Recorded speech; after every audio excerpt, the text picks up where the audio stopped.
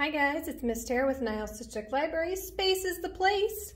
This week we're talking about rocket ships. And our book is Moonshot, The Flight of Apollo 11 by Brian Floca. Just wanted to show you real quick the inside of this book. It's so cool and it's got all kinds of facts here so you can come to the library and check it out and look a little bit closer for yourself. High above there is the moon. Cold and quiet, no air, no life, but glowing in the sky. Here below are three men who clothe themselves in special clothes, who click, lock hands in heavy gloves, who click, lock heads in large round helmets. It is summer here in Florida, hot and near the sea, but now these men are dressed for colder, stranger places. They walk with stiff and awkward steps in suits not made for Earth. They have studied and practiced and trained and said goodbye to family and friends. If it all goes well, they'll be gone for 1 week, gone where no one has been. Their two small spaceships are Columbia and Eagle. They sit atop the rocket that will raise them into space, a monster of a machine. It stands 30 stories. It weighs 6 million pounds, a tower full of fuel and fire and valves and pipes and engines, too big to believe, but built to fly, the massive, mighty Saturn V. The astronauts squeeze into Columbia's sideways seats, laying on their backs facing toward the sky. Neil Armstrong on the left, Michael Collins on the right, Buzz Aldrin in the middle. Click, they fasten straps, click, and the hatch is sealed.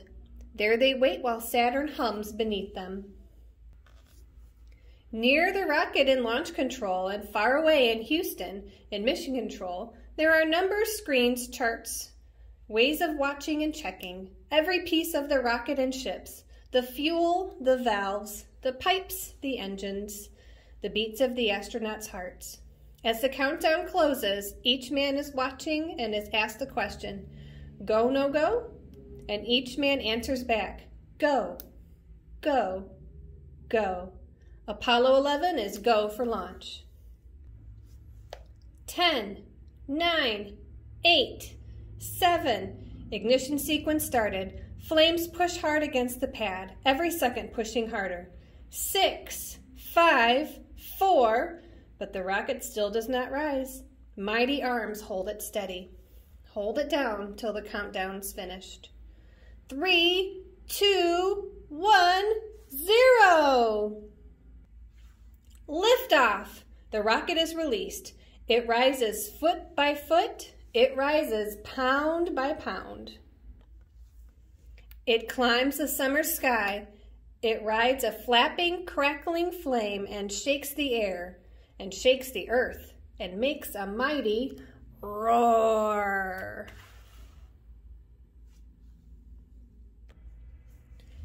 Armstrong, Collins, and Aldrin ride the fire and thunder pressed deep in their seats, and their bodies as heavy as clay. The rocket below them shreds parts as it soars. Bolts explode, engines ignite. First stage, second stage, escape tower, gone. The rocket flies lighter. The rocket flies faster. In 12 minutes' time, it's 100 miles high. Then after an orbit around Earth to talk with mission control, to check the course, to check the rockets and ships, the rocket's last stage fires again, pushing the astronauts on. And when the Earth has rolled beneath and rolled behind and lets the astronauts go, the Saturn's last stage opens wide and releases Columbia, which was the tip of the rocket. And also Eagle, hidden till now, but a stranger ship, more bug than bird, a black and gold folded spider. Michael Collins, Columbia's pilot, turns her back around and locks Columbia to Eagle. Then Armstrong, Collins, Aldrin leave the last of the Saturn and travel on their two small ships joined together, flown as one. They go rushing into darkness, flying toward the moon, far away, cold and quiet, no air, no life, but a glowing sun. On board Columbia and Eagle, Armstrong, Collins, and Aldrin unclick gloves, unclick helmets, unclick straps that hold them down.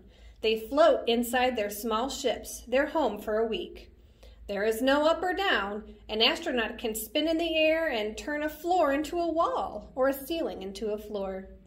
Here, on those sometimes ceilings, walls, and floors, everywhere, there are straps and screens and gauges, buttons, handles, and hoses, switches, and more switches. There are food and clothes packed into corners. There are flight plans, flashlights, pens, cameras, and they float too. They drift from hands to pockets. That's why there's Velcro everywhere, for holding the stuff to stay put. Here, where everything floats, it takes some skill to eat a meal. That ham sandwich? Watch the crumbs. Soup? It comes in a bag, dry as dust. Fix the bag into the water gun, fill it, mix it, stir it up. Cream of chicken? Not too bad. Better than peanut cubes. Here, where everything floats, it takes some skill to go to sleep. There are no beds or pillows, or night or day. There is always, though, the hum of circuits, the whir of machines, and the thought of where you are, and the thought of where you're going. And one more thing. Here, where everything floats, and I mean everything, it takes some skill to use the toilet. It takes hoses and bags and pipes. There's no fresh air outside the window, and after a week, this small home will not smell so good. This is why anyone who wants to be an astronaut. This is not why anyone wants to be an astronaut. But ahead there is the moon, cold and quiet, no air, no life, but glowing in the sky, glowing and growing, and it takes them in and pulls them close. At the moon, Collins stays in Columbia, high above, a single circling soul. Armstrong and Aldrin leave in Eagle and take it low and lower. They have just enough time and just enough fuel. They have a plan and a place to land, a chosen safe site among the craters. Now friends and strangers in the distance down below, stay up late, get up early, and stop as one to watch and wait. There are only maps and models to see. There is no camera that can show the landing far away. But what strange sounds there are to hear. Whistles, beeps, and static. Strange new words, and quick clipped news of altitudes and speeds leaping across the dark between Mission Control and the men who are taking the Eagle to land on the moon, who are going where no one has been. On board Eagle, Aldrin calls out information, while Armstrong steers the ship. They fly low and lower, looking for their landing site. But now Eagle, they see, has flown too far. They are miles from where they are meant to be, and below their small and spindly ship, they see no level place, only broken stone and rock, only shadows and deep craters on the great and growing moon. Far from home and far from help, still steady, steady, the astronauts fly, till time and fuel are running out. Then, there, clean and flat, not too far, 60 seconds left. Armstrong fires the rockets. Eagle slows and lower, goes until a spray of dust, a bloom of moon, flowers up around her. Slow and slower, low and lower, low and lower, landing. And far away where friends and strangers lean to listen, where friends and strangers lean to hear, there comes a distant voice. Armstrong calling from the moon, as calm as a man who has just parked a car. Houston, he says, Tranquility Base is here. The Eagle has landed. Armstrong is calm, but on Earth they cheer. Then Armstrong and Aldrin climb down from the Eagle in heavy gloves and large rounded helmets, in suits not made for Earth. In suits made for the moon, here below and all around them, cold and quiet, no air but life. There is life on the strange and silent, magnificent moon. Armstrong and Aldrin walk its rough, wide places. They step, they hop, as light as boys, they lope, they leap. In the dust and stone beneath their feet, no seed has ever grown, no root has ever reached. Still secrets wait there, the story of the moon. Where did it come from? How old is it? What is it made of?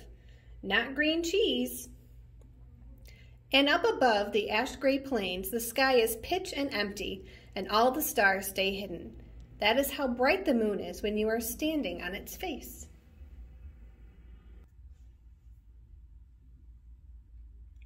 But in that blank and starless sky,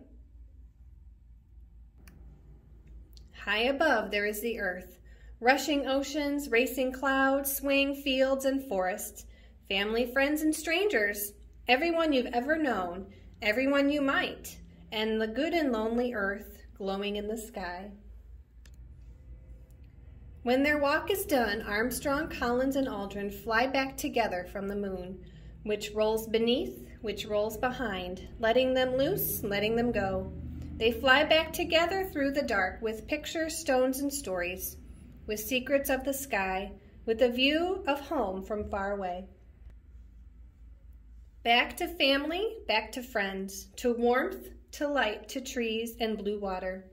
Back from the moon they land with a splash. To warmth, to light, home at last. All right, I hope you enjoyed Moonshot by Brian Floca. It's a great story of Apollo 11.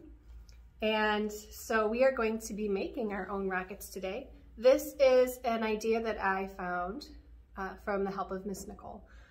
She sent this pin to me on Pinterest, and it is super fun and it's pretty easy. So all you need is a rocket ship of your own. I printed mine off on regular paper. They also suggest maybe trying it on different kinds of paper. So try it on cardstock or construction paper or even some cardboard to see what kind of differences that we can find, all right, in how our rocket ship flies.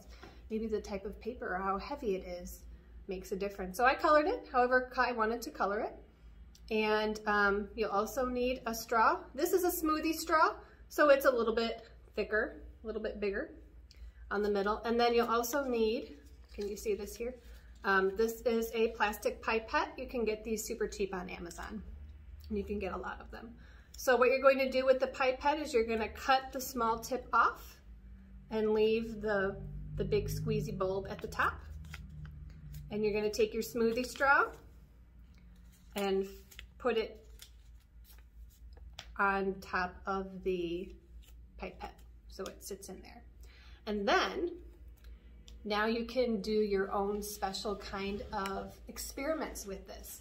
So let me back up my camera here a little bit. All right, so I'm gonna round. All right, so there's my light. We can turn that off. All right, so here we go. I'm gonna take my straw. You see me here in the TV, and I'm gonna blow it as far as I can that way so you can see me in the TV. So here we go. 1, 2. There it goes. So what I can do now is I can take a yardstick and I can measure how far it went. Now I took mine and I blew my rocket ship up this way. What's going to happen if I blow it straight this way? So let's see if it's any different. All right, I got it straight. Now here we go. 1, 2. Ooh, it went a little farther and it went a different direction. All right, so what's going to happen if I blow it downward? Here we go. Oh, it didn't go as far. Oh, those are some really fun experiments that you can do, and you can do different experiments of your own. You can even have rocket ship races between you and your friends, your siblings, or the people that are with you. See whose rocket ship goes farthest. And there's all kinds of different experiments. Maybe you can put some pennies on it to make it heavier. Maybe you fold it a different way so the wings are folded up, kind of like on an airplane. There are so many different really cool things that you can do with this experiment. So I cannot wait to hear all of your great rocket stories. We'll see you next time for another great Spaces to Place, but until then, air hugs. Bye, friends.